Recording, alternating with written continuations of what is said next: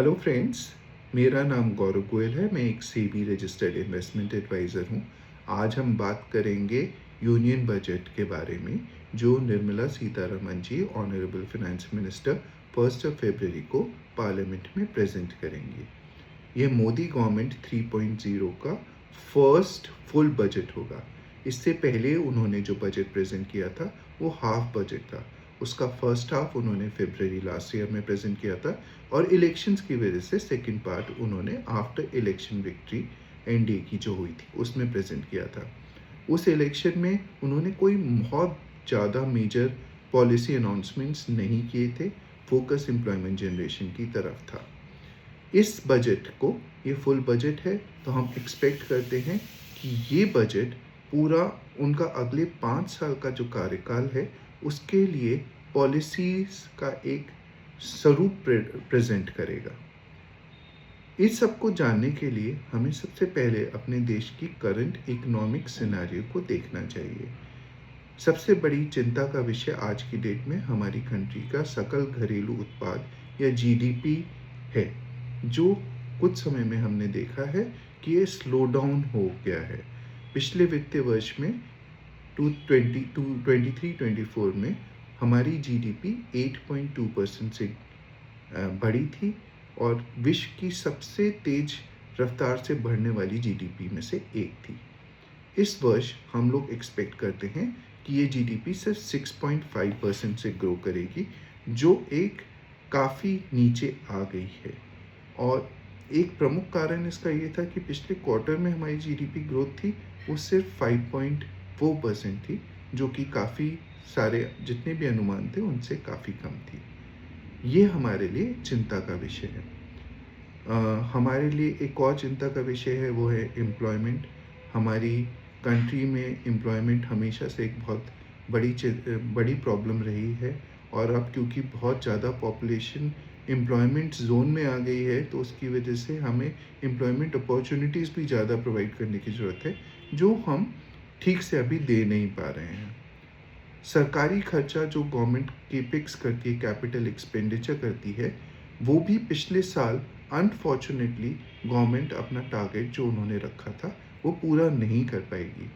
Government capex एक बहुत important चीज़ होती है, जिससे देश में ना सिर्फ रोज़गार बढ़ता है बट देश की उन्नति के लिए और प्रगति के लिए, जीडीपी ग्रोथ के लिए बहुत ज़रूरी है, क्योंकि इससे एक मल्टीप्लायर इफेक्ट मिलता है इकॉनमी को।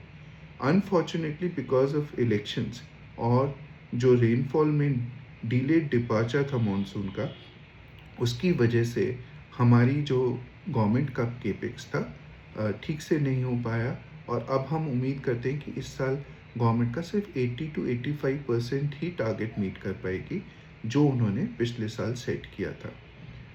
और इसके अलावा जो प्राइवेट केपेक्स है वो भी अभी तक ठीक ढंग से मूव नहीं कर पाया है। गवर्नमेंट इस चीज़ को बढ़ाना चाहती है, लेकिन प्राइवेट केपेक्स में अभी कोई सिग्निफिकेंट इम्प्रूवमेंट नहीं हुआ है। इसके अलावा वैश्विक स्तर पर हमने देखा है कि ग्लोबल चैलेंजेस बहुत सारे हैं। पूरी दुनिया में एक तरीके का स्लो डाउन चल रहा है। बहुत सारी गवर्नमेंट्स में फेरबदल हुआ है। यूएस जो एक सबसे बड़ा इंजन ऑफ ग्रोथ रहा है, वहाँ पर भी हमने राजनीतिक तौर पर चेंजेस देखे हैं। वहाँ पे एक नए प्रेसिडेंट आ गए हैं, मिस्टर डोनाल्ड ट्रम्प, जो एक्स प्रेसिडेंट थे, और उनका बिहेवियर अनप्रेडिक्टेबल है, तो पता नहीं है कि आगे चल के कैसा रहेगा। कुछ टैरिफ वॉर्स और बाकी कंट्रीज़ पे सैंक्शन लगाने की हम उम्मीद रखते हैं कि वो ज़रूर करेंगे, जैसा उन्होंने इलेक्शन के टाइम पे कहा था, और उससे क्या इम्पैक्ट होगा ये देखने वाला विषय रहेगा। कुछ इन सब खराब बातों के अलावा हमारे लिए कुछ अच्छी चीज़ें भी हैं जो हमारी कंट्री के लिए इम्पोर्टेंट है। हमारी कंट्री में जीडीपी में स्लो डाउन हुआ है और हम उम्मीद करते हैं कि 6.5% रहेगा, पर यह बात आपको समझने की ज़रूरत है कि इवन एट 6.5% हमारी कंट्री एक दुनिया भर में अभी भी एक फास्टेस्ट ग्रोइंग इकोनॉमीज में से एक रहेगी। इंडिया में जो करंट गवर्नमेंट है उन्होंने बहुत अच्छा काम किया है। जो हम लोग फिस्कल डेफिसिट बोलते हैं, जो डेफिसिट होता है रेवेन्यू और एक्सपेंडिचर, यानी कि जो आय और जो खर्चे के बीच का फ़र्क होता है उसे कम करने के लिए गवर्नमेंट ने बहुत अच्छा काम किया है, और जो उनका टारगेट था 4.9% का, उसे वो आसानी से ब्रीच कर लेंगे।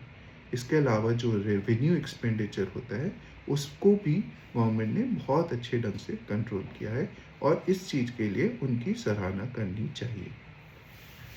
इंडिया के मैक्रो फंडामेंटल्स जो हैं, जैसे डेमोग्राफी है, जैसे डेमोक्रेसी है, जैसे हमारे पास स्किल्ड वर्कफोर्स है, इंग्लिश स्पीकिंग वर्कफोर्स है, इन सब चीज़ों का कोई मुकाबला नहीं है, और ये देश के लिए अच्छा रहेगा। रूरल कंजम्पशन में हमने देखा है अच्छा मॉनसून हुआ था, जिसकी वजह से रूरल इनकम में इम्प्रूवमेंट आया है, और हमें लगता है कि आने वाला समय रूरल ग्रोथ के लिए अच्छा रहेगा। प्रॉब्लम अर्बन एरिया में है, अभी रूरल एरिया में इम्प्रूवमेंट का समय है।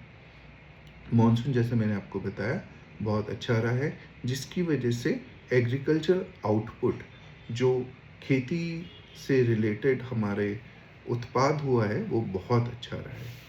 जो टैक्स कलेक्शन हुआ है, एक एक बहुत ही अच्छी स्थिति में हमने इम्प्रूवमेंट देखा है। गवर्नमेंट के टैक्स कलेक्शंस बहुत अच्छे ढंग से इम्प्रूव कर गए हैं। इनकम टैक्स साइड से भी बढ़े हैं, कॉर्पोरेट टैक्स भी बढ़ा है, और साथ के साथ जीएसटी टैक्सेस भी गवर्नमेंट का कलेक्शन बहुत अच्छा इम्प्रूव किया है। इसमें स्कोप ऑफ इम्प्रूवमेंट हमेशा रहता है, लेकिन जो भी अभी तक काम हुआ है और टारगेट्स थे उसको उन्होंने ब्रीच किया है। अब हम ये सोचेंगे कि बजट में क्या-क्या खास बातों पे बात करी जाती है, इसको समझना काफ़ी ज़रूरी है। गवर्नमेंट जो भी खर्चा करती है, जो भी व्यय करती है, उसे हम एक्सपेंडिचर बोलते हैं। गवर्नमेंट के पास जो भी आय होती है, हम उसे इंग्लिश में इनकम बोलते हैं। अब हमें ये सोचना है, गवर्नमेंट जो इनकम आती है गवर्नमेंट के पास, जो रेवेन्यू आता है गवर्नमेंट के पास, वो कहाँ से आता है? करीब-करीब 19% जो रेवेन्यू है गवर्नमेंट का इनकम टैक्स से आता है। 18% जीएसटी और बाकी टैक्सेस से आता है। 17% कॉर्पोरेट्स के ऊपर जो टैक्स लगाया जाता है उससे आता है। नॉन टैक्स रिसीट्स से करीब गवर्नमेंट को 7% रेवेन्यू मिलता है। गवर्नमेंट का एक्सपेंडिचर भी अलग-अलग ढंग से अलग-अलग सब ब्रैकेट्स में किया जा सकता है। गवर्नमेंट को 20% उन्होंने जो बोरिंग करी होती है उसके ऊपर खर्चा करना पड़ता है। स्टेट्स को जो गवर्नमेंट देती है वो करीब 20% उनके रेवेन्यू में से निकल जाता है। सेंट्रल स्कीम्स और सेंट्रल स्पॉन्सर्ड स्कीम्स में करीब-करीब 24% पैसा जाता है। Finance commission and other transfers में 8% जाता है। डिफेंस में 8% रेवेन्यू खर्चा हो जाता है। सब्सिडीज़ में 6% होता है, और पेंशन में 4% एक्सपेंडिचर होता है। जो डिफरेंस होता है आय और खर्चे में, उसे हम डेफिसिट बोलते हैं, और इस डेफिसिट को गवर्नमेंट को उधारी लेके या बोरिंग्स लेके इसको पूरा करना पड़ता है। जब गवर्नमेंट बोरिंग करती है, उधार लेती है, तो उस पे निश्चित तौर पे उसे इंटरेस्ट देना पड़ता है। और जब हमने अभी एक्सपेंडिचर की बात करी थी, तो एक इंटरेस्ट का 20% कॉम्पोनेंट था जो गवर्नमेंट को खर्च करना पड़ता है। जितनी ज़्यादा बोरिंग होगी उतना ज़्यादा इंटरेस्ट होगा, उतना ज़्यादा गवर्नमेंट का खर्च करने के लिए पैसे कम रहेंगे। अब हम बात करेंगे कुछ खास नंबरों पे जो बजट में प्रेजेंट किए जाएंगे। गवर्नमेंट का पिछले साल का टोटल एक्सपेंडिचर का टारगेट था 48,20,512 करोड़। करंट कैपिटल एक्सपेंडिचर उसमें से 11,11,111 करोड़ का था। रेवेन्यू एक्सपेंडिचर 37,09,401 करोड़ का था। रेवेन्यू जो था वो 32,07,000 करोड़ का था। रेवेन्यू में इस नंबर में स्टेट को जो ट्रांसफ़र किया जाता है वो अलग था। फिस्कल डेफिसिट जो गवर्नमेंट का टारगेट था वो 4.9% का था, एट 16,13,312 करोड़। सो इस वाले बजट में, आने वाले बजट में हम क्या क्या एक्सपेक्ट कर सकते हैं? हम एक्सपेक्ट करते हैं कि गवर्नमेंट कैपिटल एक्सपेंडिचर पे और ज़्यादा फोकस देगी। केपेक्स का मैंने आपको बताया सबसे ज़्यादा मल्टीप्लायर इफेक्ट होता है जीडीपी ग्रोथ पर, और इस वजह से गवर्नमेंट ज़रूर इस पे इंक्रीज़ आउटले करेगी। पिछले इस साल की डेफिशिएंसी को भी अगले साल के टारगेट में ऐड कर दिया जाएगा। गवर्नमेंट का फोकस केपेक्स पे ज़रूर रहेगा, और गवर्नमेंट ये भी ध्यान रखेगी जैसे इस साल गैप्स रह गए पूरा फुलफिलमेंट होने में केपेक्स को, आने वाले समय में वो नहीं रहे। गवर्नमेंट को जीडीपी पे पूरा फोकस रखना पड़ेगा। गवर्नमेंट का जो फोकस है इस साल के बजट में मेरे ख्याल से आम आदमी के ऊपर रहेगा, और साथ में उनके लिए रोजगार की व्यवस्था सुदृढ़ करने के लिए रहेगी। बेनिफिट्स ऑफ जो टैक्स कलेक्शन का इंक्रीज बेनिफिट्स हुए हैं गवर्नमेंट को, वो गवर्नमेंट आम आदमी को किसी न किसी तरीके से पास ऑन करने की कोशिश करेगी। हमने देखा है पिछले कुछ समय में आम आदमी को बहुत सारी तकलीफ़ों का सामना करना पड़ रहा है। उनकी आमदनी कम हो गई है, उनके पास आय के स्रोत कम हो गए हैं, रोज़गार की प्रॉब्लम बढ़ गई है। तो गवर्नमेंट कोशिश करेगी कि आम आदमी के हाथ में ज़्यादा से ज़्यादा इनकम आए, और जिसकी वजह से वो स्पेंड भी ज़्यादा कर सके और ओवरऑल इकॉनमी को बेनिफिट मिल सके। हमें ये लगता है कि गवर्नमेंट इस साल जो है टैक्स में निश्चित रूप पे आम आदमी के लिए बेनिफिट्स इंट्रोड्यूस कर सकती है। हमें लगता है इनकम टैक्स की जो लिमिट 10 जिस पे कोई टैक्स नहीं देना होता है, वो गवर्नमेंट इंक्रीज़ करके 10 लाख कर देगी। इसके अलावा जो बाकी के ऊपर के बैंड्स हैं, उसमें भी रिलैक्सेशन ज़रूर मिलेगा। जो ओल्ड टैक्स रिजीम है, हमें लगता है कि गवर्नमेंट उसको स्क्रैप कर देगी, और सारा का सारा फोकस न्यू टैक्स रिजीम के ऊपर ही रहेगा। इसकी वजह से जो सेक्शन 80C के जो बेनिफिट्स मिलते थे, आप जगह जगह पर इन्वेस्ट करते थे और 1.5 लाख रुपए तक आपको बेनिफिट्स मिलते थे, वो शायद अब ख़त्म हो जाए, और गवर्नमेंट को जो भी बेनिफिट्स देने होंगे वो न्यू टैक्स रिजीम में ही देगी। गवर्नमेंट का फोकस एम्प्लॉयमेंट जनरेशन की तरफ रहेगा, और इसकी वजह से जो सेक्टर्स एम्प्लॉयमेंट जनरेशन के लिए काम में आते हैं, जैसे आपका टूरिज़्म हो गया, जैसे आपका टेक्सटाइल्स हो गया, मैन्युफैक्चरिंग हो गई, ऑटोमोबाइल्स हो गया, इन सबको गवर्नमेंट ज़रूर रिवॉर्ड करेगी। Small and medium and small enterprises जितनी भी हैं, उनके लिए एडिशनल बेनिफिट्स देंगे, ताकि उनसे भी एम्प्लॉयमेंट जनरेशन में हेल्प मिल सके। रिन्यूएबल एनर्जी का एक टारगेट रखा है प्राइम मिनिस्टर मोदी ने, 500 गीगावाट बाय 2030। मेरे को लगता है कि जिस तरह से इस पे काम चल रहा है, ये जल्दी मीट हो जाएगा, और गवर्नमेंट इसके लिए कोई कसर नहीं छोड़ेगी, और शायद इसमें एक्स्ट्रा पैसा एलोकेट करे। डिफेंस, रेलवेज, पावर सेक्टर और अफोर्डेबल हाउसिंग गवर्नमेंट के लिए ऐसे दूसरे सेक्टर्स हैं जहाँ पे गवर्नमेंट का फोकस ज़रूर बना रहेगा। हम उम्मीद करते हैं कि इंश्योरेंस सेक्टर में जो एफडीआई लिमिट है, जो अभी 74% है, वो 100% तक हो जाएगी, और इससे इंश्योरेंस सेक्टर को बेनिफिट मिलेगा। इसके अलावा हमें ये भी लगता है कि जो जीएसटी में बात चल रहा है कि हेल्थ इंश्योरेंस और लाइफ इंश्योरेंस के लिए 18% से 5% जीएसटी कर दिया जाएगा, मेरे को लगता है कि इस बजट में गवर्नमेंट ज़रूर इसके बारे में कुछ अनाउंसमेंट कर सकती है।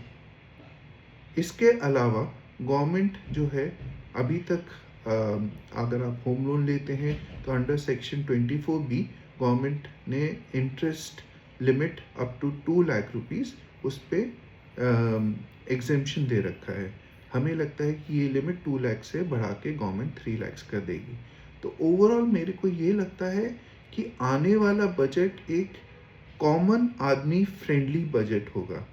कोशिश करेगी गवर्नमेंट की जितना ज़्यादा हम आम आदमी के सहूलियत के लिए बजट क्रिएट कर सकें, उतना ज़्यादा गवर्नमेंट को भी फ़ायदा होगा, इकॉनमी को भी फ़ायदा होगा, और स्पेंडिंग भी उसकी वजह से बढ़ेगी, और हमारी जीडीपी फिर से जो पोटेंशियल लेवल्स हैं उस पर ग्रो कर सकेगी।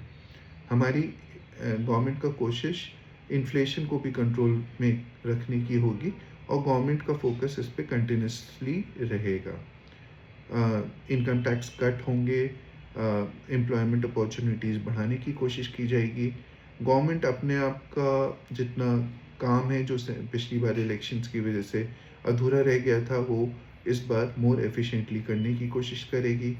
सेक्टर्स जैसे banking, consumption, insurance, new age sectors जैसे सेमीकंडक्टर, आर्टिफिशियल इंटेलिजेंस, इन सब पे भी फोकस रहेगा। इसके अलावा ट्रेडिशनल सेक्टर्स जैसे डिफेंस, इंफ्रास्ट्रक्चर, हाउसिंग, रेलवेज, इस पे भी इंक्रीज्ड कैपेक्स की वजह से फोकस रहेगा। हमें लगता है ओवरऑल ये बजट काफ़ी प्रोग्रेसिव रहेगा। सभी लोगों के लिए इसमें कुछ ना कुछ होगा, इंडस्ट्री के लिए भी कुछ होगा, मोर इम्पोर्टेंटली आम आदमी के लिए ये बजट निश्चित रूप से सहायक होगा। Thank you.